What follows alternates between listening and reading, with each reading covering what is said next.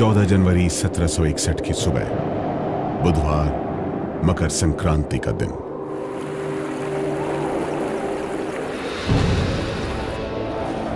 इस दिन दिल्ली से तकरीबन 80 किलोमीटर दूर पानीपत में भारत का इतिहास नई करवट लेने वाला था।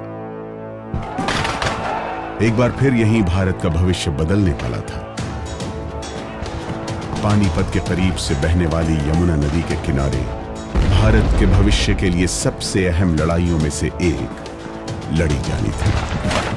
यह लड़ाई थी मराठों और काबुल के राजा अहमद शाह अब्दाली के बीच।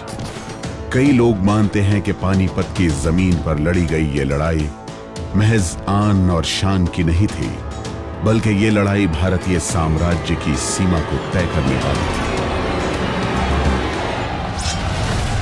कुछ लोग तो कहते हैं कि यह लड़ाई दो देशों के बीच की सरहद से भी आगे की थी।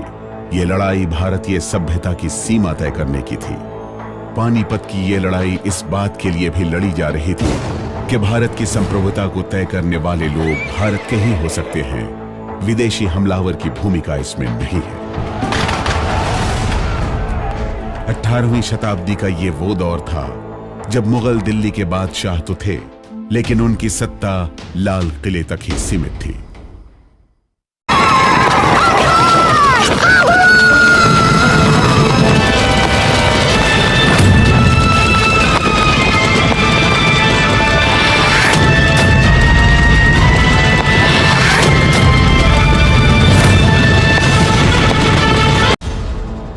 ये 1760 का भारत है। दिल्ली में मुगल सल्तनत तो है जरूर, लेकिन उसका प्रभाव लगभग खत्म हो गया है।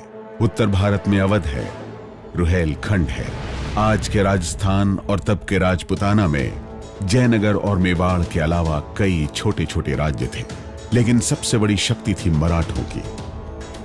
दक्षिण भारत और मध्य भारत में मराठा और उनके नुमाइंदों का शासन था। आंध्र और तमिलनाडु में कई स्थानों पर निजाम का शासन था।